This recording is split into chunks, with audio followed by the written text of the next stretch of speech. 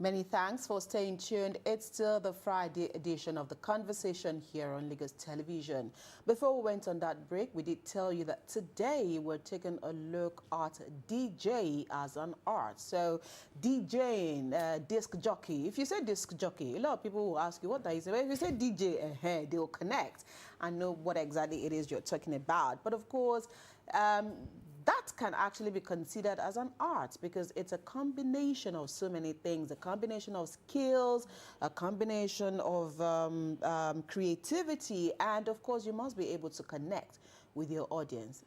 Oftentimes when you go to a party and of course the DJ is giving you some bedu and is not adding up, you look up and say, Tani DJ, what's going on with this DJ? Please, who thought this won't work? So, because we do have a DJ in the house today, who will tell us all of the rudiments about DJing. And of course, just before we came on, I was asking him how he came about his name. So he would tell us, of course, we do have DJ Voiced. Now, the Voiced is spelled V-O-Y-S-T. Thank you for being here this morning, DJ Voiced. Thank you for having me. Okay, that is your stage name. Yes. What is your original name? My first name is Babatunde. So where did the V come from? You know, everywhere I step to and people ask me what's your name and I tell them Tunde or Babatunde, they first be like, where is that how did it adding connect? up? But then the T there stands for Tunde, so. Okay, that you put that one at the end. Yeah, no, it's just, you know, sometimes. You're just a mixture for it to... While I was in secondary school, my nickname used to be Toy, T-O-Y. So that's like a short form of my name's Tunde Oidi Yusuf, like. So it was just, but you know, growing up, and I felt like if I start bearing DJ Toy, it Don't would, wonder what... yeah. Like, is this a plaything? Okay, right, all right. So, DJing. Yep. How did you come about it? For me, DJing, I don't know. I think I just walked into it or it just found me somehow because when I left secondary school or in my SS3, I started doing parties. I was like the social guy of the school. So moving into institution, it was party for me. Like I was the rave guy. Yeah. So Life of the party. you get me? So more of party guy and stuff. So moving from there, I now discovered that I was enjoying something more, not the party anymore. Okay. So I started IPing because I just felt like, oh, I needed to connect with the energy in the room and all those things. So I started IPing, I worked in the club. But then I realized again that while I was working in the club, when other hype men are focusing on the ballers, I'm always by the DJ, ailing the DJ. So it just dawned on me that day. I'm like, I need to learn this thing. I need to know why this guy steps in the room and everybody's excited. Or this guy steps in the room and for somebody that is down, the mood switches up. Or like, I just needed to know the psychology behind it. Yeah, so I hit up my friend and I'm like, I want to learn this thing. It That's felt like your friend, another DJ? Yeah, another Okay. DJ. Yeah, so Did I told he take him. you serious? He didn't take me serious at first because I used to be the party guy. I used to get him for my parties. And I'm like, I want to learn this your work. He said, do I know the meaning of this thing? That I'll start calling him boss. So I say, of course. Like, I know waiting I want to get. I know what I want to get. So like, I just want to understand. Then all of a sudden, it now became my lifestyle. Like, at some point, I couldn't do any other thing except DJing. Is DJing all about music?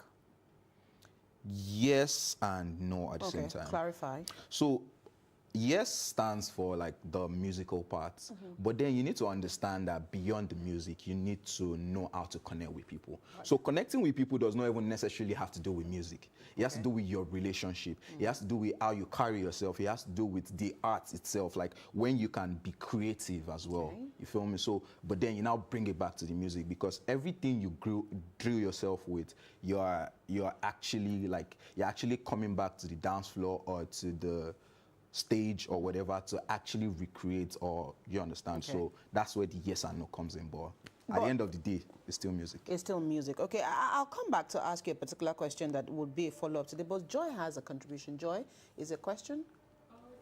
Yes. So, like I was discussing with Bimbola before the show, I said that TJ has the art now has evolved over the years. Yes, correct. And I don't really do parties a lot, but I really like the fact that we now have like our African beats infused into the R&B, Yeah. and sometimes you just have the beats going.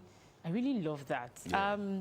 How have you seen the industry evolving over the years? What do you have to say about it? For me, it's a beautiful thing to be at this age and time, like to experience this evolvement. You know, to experience how everything. Because I started DJing as early as 2013. Okay. So I started DJing with CDs. You understand? So moving from the normal thing that I was used to the laptop, the technology, now moving to what the technology is. And to be honest, yeah, I feel like in another few years to come, we probably will move to even something more interesting. I'm saying the VR thing, and because that's what technology is bringing into. Right. So the evolvement of the art itself right now is something that I think we're still experiencing. Okay, we're still exploring. Yeah, we're still exploring. We're still going to like see a whole lot to it. So it's interesting to see because right now it has created more job opportunities for people. Okay. Because when DJing was all about the vinyl, like you have to remove the disc, put it here. another one. Nah, you won't find a lot of people there. But today now you can just walk to, once you walk a street and check about 10 houses, you find one DJ. You will So find yeah, one so DJ. Adebimpe? Yes, on social media now, you see all manner of things. I've also seen how DJs, create parties themselves, just gather, maybe their friends, and then they have a party. So, for being a DJ, how you transition now from one beat to another is very, very important. Yeah. It shows your skills, it shows your creativity. So, how do you now determine what music or what songs you want to transition into. That goes back to the years of, practice, and because sometimes, for example, not like a lot of DJs that I know, we don't use the same playlist everywhere we go to. So I'm saying the same set of music that you Right. play here, you play it the next place and the next place. But there's one thing about the art. You can actually connect to someone else's energy and just know the right song to play. Okay. Do you understand? Like, I can be playing, for example, maybe like one R&B. And I know that this particular audience, they don't want R&B at the moment. They probably want Afrobeat or Amapiano, so to say. Okay. Do you understand? I can easily pick that energy and be like, okay, let me switch it to this one, or switch it back to this one, or go this route or go that route. So there's no necessary playlist that you think, oh, I have to play this one next, or I have to play that one next. Okay. It's not So like... it's not like it is prepared before you get to your You venue. would prepare. So that's what I'm saying, years of rehearsals and stuff. Okay. You would prepare, but when you get there, a lot of times, what we prepare is not what we work with. Wait, okay. So, Do you understand? meaning that sometimes your audience can also Determine, can yes. make a detour of what you have to That is handle why you are a generally. DJ, yeah. That's why you're a You're DJ. have to Because study your anybody can play audience. music. You can have a list of music that you like, that you want to play in your own room or in your own parlor. But when I step into the room, I'll play some songs that you feel like, Where did you bring out where did this one come from? But you have your playlist. So that now differentiates us. You are a music lover, I'm a DJ. So I'm the one bringing the art to you and be like, oh. So like the baseline of DJing is actually introducing music, or, making like the audience actually know the spec or the spectrum, so to say, you understand? But these days, we now move from that art. That's where the radio DJ, that's where it even started from. You understand? From the radio. So you now move from that to, oh, now we're now doing, Entertainment. do you understand? Life of the party. I need to get you lit before I can introduce one new song to you. Exactly. Do you understand? Because you have to be groovy and happy before you can give me listening ears for one new music. You understand the... Okay, so you also have, let's talk about playlists. Yeah. Sometimes you have, maybe if you're DJing at a wedding, you have the couple tell you this is kind of playlist that we want, and then you can get there and things may change. How do you ensure that you, even as much as you want to still keep to the playlist that you've asked for, you're also in the business of satisfying the audience? Yeah, it's two ways. First is the playlist they give you is just a guideline. or I want to listen to So this set of is there an agreement that this, because I've heard stories about couples fighting with DJs, but we asked you to play this. So is it mandatory that you must stick to what they've asked you, or you have an agreement at the beginning that this is only a guide to what I am expected to play? Because of course they can't have all of the playlists that you do have as a curator. Yeah, for me, I tell them like, this is like a guide. Yes, I'm going to play. So one thing about me is I'm going to play all the songs on their playlist. But that does not necessarily mean I have to play it in a particular sequence or in a particular manner that they want it. I always tell them, you are not the only one at your wedding. True. So your wedding is for people to enjoy and not just you. So we have to think about other people. You have to think about your fellow man. That is why we are DJs. Like, we have to think about, so a lot of times DJs, even in their downtimes, you have to think about the next person first, or the crowd or the audience first before you satisfy yourself. So you have to satisfy the audience. So that's one thing I tell couples, because a lot of times, you know, it can be like that. It's even better than going to a wedding without a playlist. Then it's a problem. It's a nightmare. You know, having probably like 2 different tribes, maybe like Edo and a Fik or one other tribe, and they'll be telling you at that instance, play one traditional song. How do you understand? So me, I always go for it. Like, if you try to book me now, I have a Google form that you have to fill. Okay. Do you understand? I have a Google form that you have to fill, because we have to know that, oh, we're on the same page. Do you understand? No drama. Let's have a great day. Okay, all right, ladies, I don't know who's going first. Okay, let me go first. So I want to ask, how important is it for DJs to understand their audience? Because sometimes I'm at few parties that I've attended, and I'm like, what is this DJ playing? Yawning.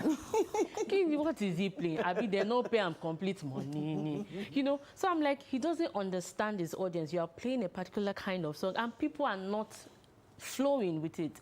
I expect you to change it, but it will keep going on and on and on. So how important is it for you to understand your audience? There are DJs and there are DJs. Yeah. Thank you very much. Yeah. She answered. There are DJs and there are DJs. But yeah, truth be told, a lot of times, right, DJs need, like, is a must. That is why you're a DJ. That is why it is an art. So it feels like, you know, going to an office, like, okay, I go for an interview, for example, and I'm saying, oh, this is my job description, and I get there and I'm not performing. Then it becomes a problem. It is an art. You need to know what you are doing. Like, you need to, first things first, read the room. Like, rule 101, read the room once you get in there. I'm saying you might not get it at first. Do you understand? But if you read if I try this one, you know, enter, no, move to this, you know, go, because you have to get it, because you have, there's no DJ coming into an event and is going to DJ for just 20 minutes or 5 minutes. You have hours. You have hours to keep these people standing or keep them vibing, so you have to. But then on the other hand, like she said, there are DJs and there are DJs. I promise you, some people are still supposed to be learning, but they're already taking certain gigs. You understand? And it is because of the price. Because if a professional DJ like me with years of experience is telling you this is what I charge. How much? Give or take. You know. No, maybe not your standard. Maybe no. My charge also depends on the kind of event. Okay. It depends on. It depends. It's not a stand. It's not a one size fits all. So depending on the event. Yeah, factor. But is it affordable? Quite affordable. I hear you. What did you say before? You say it's not affordable. Affordable. You know, like when you give me the money and you see the give me the work, money. Yeah, you know, like when you now see the work, you now be like, oh, value for the money. Maybe I even underpaid you. You understand? Okay. So when I give you a particular price and you're saying, oh, I have a DJ that will collect. If I'm giving you X price, you're telling me you have a DJ that will collect Y minus X. I'm like, yo, go for your Y minus X. No problems. Okay, still talking about events now. How important is the relationship between the DJ, the MC, and of course the band? Yes, The band and war. DJ. Yes, I had that word. I had that word at my wedding. Band and The DJ. band war. DJs and MC always work hand in hand. Like, always work hand in hand. Well, you see that band and MC. I'm sorry, band and DJ. That word. Band war. So, it's always a chaos. But I tell the person that books me, probably the event planner, the couple, whoever books me, when you come to me and tell me, oh, you're tired of the band, DJ should switch up, I'll tell you, it's not me. Oh. Go and meet, because you booked me. So what I do is I have, so to say, I call it a ritual that I perform when I get to events like that. So what I do is I make friends easily. I go to the band, I go and make friends. Okay. Like with the band, the lead. I go and meet him, we become friends, I dance with him when it's time to. Like when he's performing, I go there, I dance. If I get money, I spray. Do you understand? So like when it gets to that, after party time, because that's when they always enter their body. Yeah. I'll now go and meet him personally. Egbon, make I switch now. You can't tell you, oh yeah, for me 5 minutes. The reason being that I realized that, you see that relationship is key. So I try to like build it before anything goes on. So when the couple is saying, oh, switch to this, or the audience is saying switch to this, or even event planner sometimes, now you call us, so then you now say switch to this. Do you understand? I don't like it. I don't like when you do. And it is because I've experienced one thing. There was this day, I was still like very much young in the business. So I was working for my boss now. Okay. That so he had 2 events that day, one at Officers Mess and one other one. I was at that very event and everybody was just like, DJ play, DJ play. We played though, speaker burst. Wow. Like since that very day, I'm like, okay, no problem. So because at the end of the day, speaker would not just burst because you're not firing, but because we're trying to play on the live band, and they say, oh, for this life, you have to move with care. Okay. you have to just do the right thing. Yeah, with caution. Right. Okay. So, you've talked about this war and the fact that it's important because there are times that you really cannot do without both, either a band or a DJ at an event. And so let's also talk about understanding between the genre of music. Yeah. So when you're DJing in the afternoon, sometimes what you play in the afternoon will be different from what you play at the after party. And now we also have a lot of Fuji, Makbala, and all of that there's a mixture. And so at what point do you also transit from one genre of music to the other, knowing full well that you have understood your crowd, and you also know that, especially if you are in a Yoruba setting, that setting that if you give them wasiu, all hell will be let loose. And so how important is it also to transit from one genre of music to another entirely? It is very important. It still goes back to understanding your audience, So for some people, you probably might have, like you have to check the ratio. If you are in an event where the ratio of adults to the youths is like 60-40, you have to try and balance both. So I'm saying if you start an event playing, so what I do is most times that I go to certain events, I start with classic. I'm saying songs from the 80s. Okay, the oldies, what we call the oldies. Oldies, yes. So I start with that just to check if they are going to flow with it or not. If they are not flowing with it, I switch to 90s. Then you get me like that, then I enter Afrobeat. I promise you, a lot of them, or a lot of our we'll stick with the Afrobeat. Yeah, they flow with Afrobeat, but then don't ever forget that Fuji is key. Even if live band play Heaven and Earth, don't worry.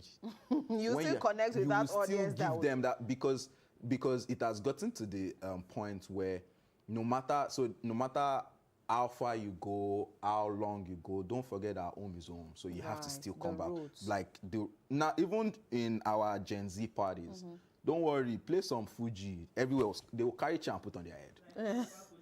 You understand? So they will put the chairs on their head. So it's a factor of, but then there are times where you have to just go like this. There are times where you have to hit it. Okay. Do you understand? So it now depends on what the mood is saying at the time and when to switch. Do you play at children's parties, kiddies parties? Yeah, I used to. Why did you stop? The bag is not always... The bag is not heavy. Yeah, it's not always heavy because they say, it's 1 year old baby party now. It's skinny con. It's just a baby. Yes, now it's skinny con. And I'm saying, I cannot tell sound engineer that it's just a 1 year old party now. And so. Oh God. Coco melon. Oh God. Oh God. Like, I've expressed a lot. Then they will now, they will now guilt trip you. You will now say, okay, mommy, am I wearing my shave for you now? so you understand, it's like that. So, but then, yeah. Where I'm actually coming to, aside what you've mentioned, is also sometimes we realize that there also needs to be a specialization for children's party. Yeah. Because sometimes you go to a child's party and the song you're listening to, you're wondering, do you the DJ, do you understand this song? Like, how can you?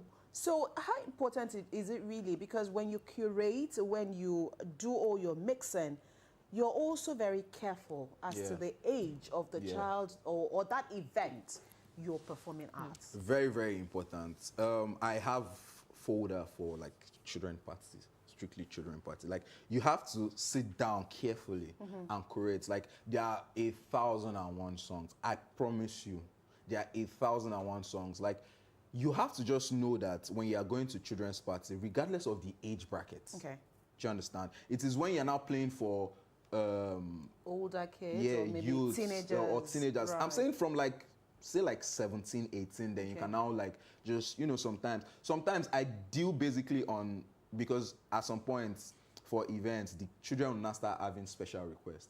And if you check some old songs, I'm saying some old songs, they are still as clean, like very clean. So you have to understand that this is a children's party. You have to stay clean because you can't be the one playing something that you're playing in Mushin or whatever, or on the streets. Don't let me call names like that, but I'm saying you have to. The lyrics has to be really clean. It has to be so clean that, in short, what helps me more is I started off my career at the radio, so I have a lot of clean songs. Yeah, so on air songs that you really can play.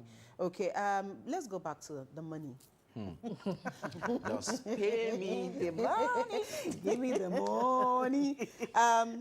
When you look at how far you've come, the evolving art of DJ, from when you started, with the CDs and all of that, so now, how would you also rate the pay? It has gone up. Like, is positive enough for you to keep going. Okay. Like, it's enticing enough for you to keep going. But that's based off of the fact that people that you are talking to or you're working with or you're connecting with understands the job. Because I think I DJ'd somebody's wedding at some point. I DJ'd somebody's wedding at some point. Like, I'm not supposed to say this price, but I have to say it because it pained me. So to be honest. So I DJ'd a wedding years back. I think I did that job for like 50,000 naira in Oregon or something. Yeah, Oregon. Okay. Yeah. So I'm saying fast forward to 4 years later, this same person called me for his friend's wedding. I was offering me similar. I'm like, after 4 years, no, really, Kilo J. Underrating. Like that very day, I was like, wait. And one thing about me is I play a lot. So as he said it like this, Muni, in Yoruba, Egmosho running sim. Like, what is it? Like, now? did they send you to me? So, but then for some other people that understands, because I promise you, it is even as bad as if you take a booking, for example, a booking for December. For right now, I took a booking in July for December, a wedding. Okay. If they pay me, say I collect the money. Because I'm serious. Like, you would have overcharged now. It's not even me. Because of the things that you need. The cost of things, transportation, the cost of equipment, the equipment I was you paying. can actually ask for more. That's the thing. I don't know how to do it. Like, I feel like agreement is an agreement, regardless of whatever goes into it. I've actually taken a job where I think something happened. Like, okay, I took a job. They told me that the all was for like 400 guests. Do you understand? So, because like I said, I charge based on certain things. So I charged based. I didn't even go and check the all. That was one mistake I made. I got to the all. I saw it was for 2,000 guests. What? Which speaker were you going to use? Then I'm like, but he said these things for fun. It's like, no, it's not. They will segment, they will this. I knew that all those things were banned. And in my mind, I'm like, I've collected payment. So it was between me saying, I'm not interested again, take back your money. But I don't always go back on my words. Like, I like sticking with it. So I was like, no problem. I used the money for the money they paid me to just book only equipment. Like, I paid my boys from my pockets. Wow. I booked the equipment. After the wedding, DJ, I'm like, but I mean, do you also do that because sometimes you also feel that a smaller job can actually bring you a bigger job? Oh, yes. Oh, yes. Oh, yes. Like, regardless of wherever in short, in the trench of trenches, you might actually get one job that is going to change your life. Right. Or change your trajectory, or change your career path, or just expose you to somewhere. Do you understand? So I don't look down on jobs. I don't, like, turn down jobs anyhow, except it does not pay me at all. Okay. So sometimes I won't tell my managers, I'm like, yo, Mo will do this thing, no worries. Let's just do it. Yeah. Let's just take it. Okay, I didn't he has addressed, maybe some part of what I wanted to ask him. As a DJ, no matter how well you prepare, ahead of an event, what are still some challenges that you have faced in the past, and how have you been able to address them? There are a lot of challenges, like technical challenge, for example. Like the laptop that you're using or you've used and you've prepared, you might get to the event and the laptop begins to act up, or maybe power starts misbehaving, or maybe in the middle of the event, something just happens. Or the one that even gets to me most is after arranging playlists together with the couple, then you now get to the event. I DJ'd one event. I asked sternly, like I asked the event planner, is there live band? She said yes. So I focused more on because I know when there is live band, they always do the parents dancing and all those things. So I focused more on the couples, only for me to get to the wedding. There is no live band. So immediately when I saw it, I'm like, okay, no problem. I walked up to the event planner. I'm like, please, can you get me the tribes of the parents so I can? Because that's one thing I do. I get to the events very early to set. Like, I make sure I do my setup. I always man my setup. Okay. So I got there and I was like, let me say, no problem. You don't even need to bother about this, that. When it got to the time they were going to dancing, that was when I heard one tribe is a fake. One tribe is. What do you expect me to do? I'm not Jesus. I'm not supposed to have everything in this world. You were to perform a miracle. Okay. We need to take a short break. When we return, we will, of course, conclude this conversation with our guest this morning, and we'll also ask him what makes him, the prospect in this job, and what keeps him going. Let's take this commercial break, and we'll be right back.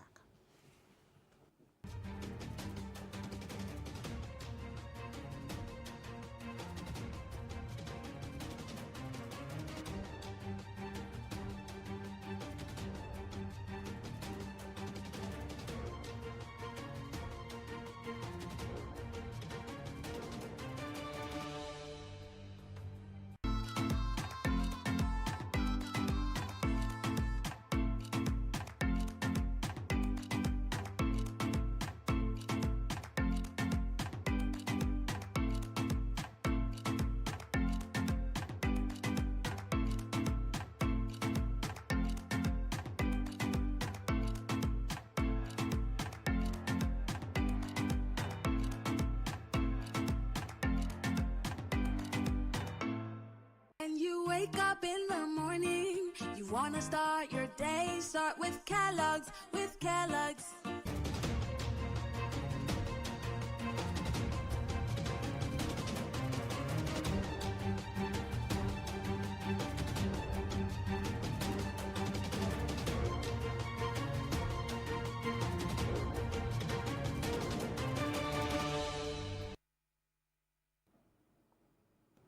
Thank you for staying tuned. It's still the conversation here on Lagos Television. Of course, we still have our guest in the studio, DJ Voiced. And as we wrap up this conversation today, I'd like to ask, you started by hyping. Do you still combine hyping with DJing? Yeah, sometimes. Hyping has moved beyond what it used to be then. Now it involves a lot of like training too. Okay. So and me, I focused more on DJing. But yeah, I work with an artist, so when we're outside performing, I focus on my artist. So that kind of hype I'm good at. But Okay. the ones that I leave it for the hype man. All of us, let all of us eat. That one is most important. Yes. The future of DJing in Nigeria. Are younger people embracing the art? Yes, a lot. Like from 2020 to 2024 now, since COVID, I think the population went up. Like it went up like almost Sorry, 200%. if you put a ratio of girls on the ladies coming on the job, is there a ratio? Yeah, the ladies are stepping up, a lot of ladies. I, like recently, I think this past 2-3 months, I think I've met about like 10 to 15 female DJs, and they are doing so well. Like, you know, doing so well in the aspect of they are willing to learn also, because even the things that I know, I am still learning. Like, I think I still don't know about like 60% of the arts. I'm still learning, and every day I try to, like, everywhere I step into, everybody that I see DJing, I pay close attention, because Okay. there's one thing or the other to pick. To pick from them. All right, we'll have to leave this conversation here this morning. Thank you so much, DJ Voiced, for finding time to be here on the program today. We hope we will bring you sometime again with your instrument, and then we can have a little bit of performance from you. Yeah. Oh man, I'm active. Thank you for having me. So, Mr. Producer, you heard him. We've committed him here to our audience this morning. So he'll be back here with his instrument sometime soon, and I'm sure a lot of people would like to see him perform. And of course, you know, give us one or two things. Based on one or two. You know. Thank you again for finding time. Thank you to be for on the having program. me. We'll take a quick break. When the conversation returns, it'll be turn of the Lagos ladies. And I tell you, there is an interesting guest waiting to be on that platform this morning on My Community. Of course, My Community is basically about impacting our communities. You get to meet our guest this morning and how he's impacting his Lagos.